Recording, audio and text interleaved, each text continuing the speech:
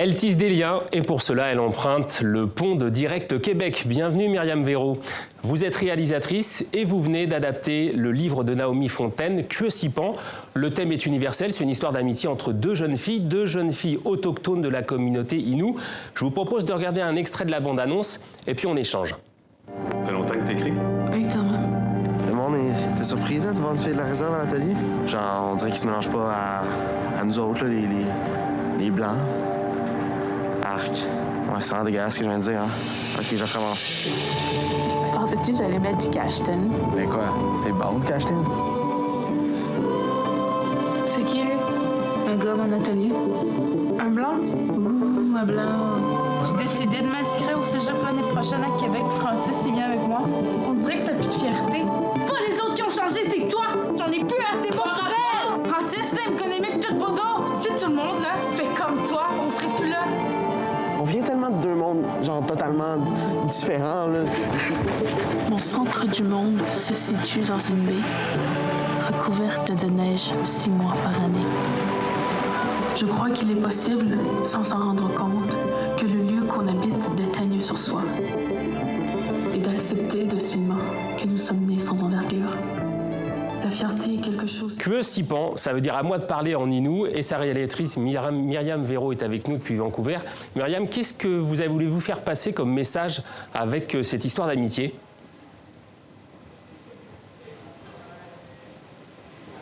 Un message, c'est beaucoup dire. Moi, je suis une réalisatrice, je suis une cinéaste. Je veux faire passer des émotions avant tout. Je veux embarquer les gens dans une histoire universelle. En fait, ce que je voulais, c'est faire connaître ces gens-là à travers une histoire personnelle de deux personnages à laquelle on peut s'identifier. J'ai pas la prétention de dire que j'embrasse tous les Innu, je comprends le peuple Innu, parce que je ne suis pas Innu. Mais par contre, j'ai la prétention de dire que je connais ces personnages-là. Je connais Miquan et Shanice, et ce sont deux jeunes femmes qui grandissent dans la réserve de Ouachat-Maliotenam, une réserve qui est... deux réserves, en fait, une communauté qui est tout près d'une ville québécoise blanche typique. Et ces gens-là se parlent peu. Donc, j'avais le goût de faire connaître ces gens-là aux Québécois et au monde entier. Et vous m'avez dit d'ailleurs que les Québécois blancs connaissaient très mal les Innu et très mal les autochtones. Pourquoi ?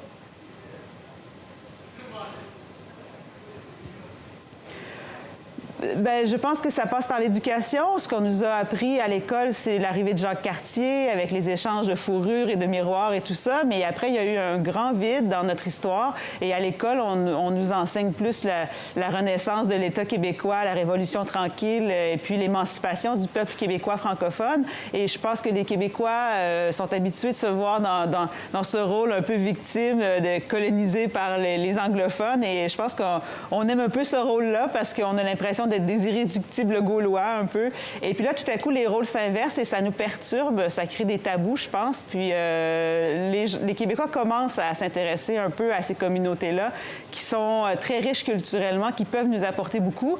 Et je pense que l'époque est révolue là, de ne plus se parler parce qu'on habite le même territoire et je crois qu'on devrait célébrer ces cultures-là plutôt que de les ignorer comme ça a été fait dans le passé.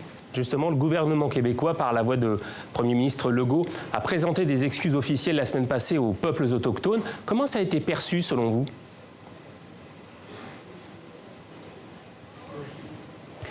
Je crois que les Innu que je connais me disent qu'ils acceptent ces excuses. C'est un premier pas vers la réconciliation. Mais je pense que des belles paroles, il y en a eu beaucoup aussi par le passé et ça ne s'est pas concrétisé dans des gestes concrets. Et je pense que c'est la première étape, les excuses. Et ils sont très bons joueurs, je crois. Ils acceptent, ils veulent avancer dans la réconciliation, mais c'est un mot qui est un peu galvaudé, je pense. Les paroles, c'est pas suffisant. Et je pense qu'il faut être véritablement à l'écoute de ce qu'ils ont à dire et de leur reconnaissance culturelle et de leur langue. Et j'espère que ça va se concrétiser dans des gestes politiques concrets d'une rencontre de nation à nation plutôt que d'une nation qui se place au-dessus de d'autres peuples, comme on l'a vu par le passé. Vous avez mis 7 ans pour sortir Kwe Sipan. 7 ans, c'est long, hein, c'est un long travail. Vous vous êtes immergé chez les Innu et vous m'avez dit « le temps ne s'achète pas ». Pourquoi finalement est-ce que ce temps long d'aboutissement vous a été bénéfique ?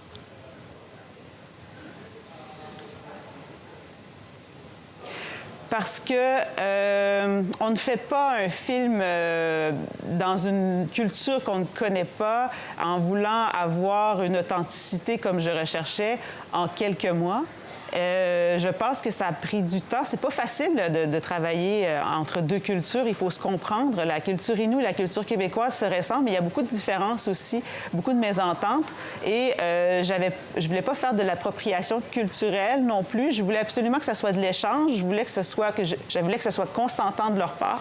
Je voulais qu'ils embarquent dans le projet autant que nous et que cette fierté soit partagée par deux nations, deux peuples finalement, qu'on construise quelque chose ensemble.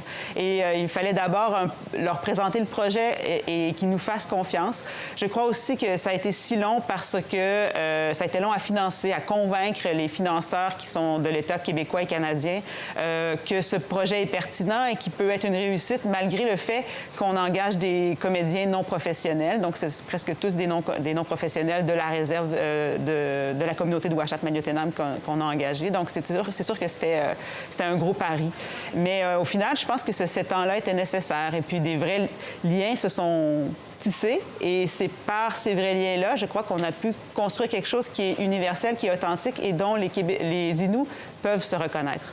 Alors vous abordez tous les sujets, hein, les mauvais et les bons, l'alcoolisme, mais aussi la culture, la tradition, la chasse, les violences conjugales, tout y passe. Mais ils sont à un tournant de leur histoire, les Inuits, notamment sur l'exploitation de leurs terres et sur leur langue maternelle. Pourquoi ?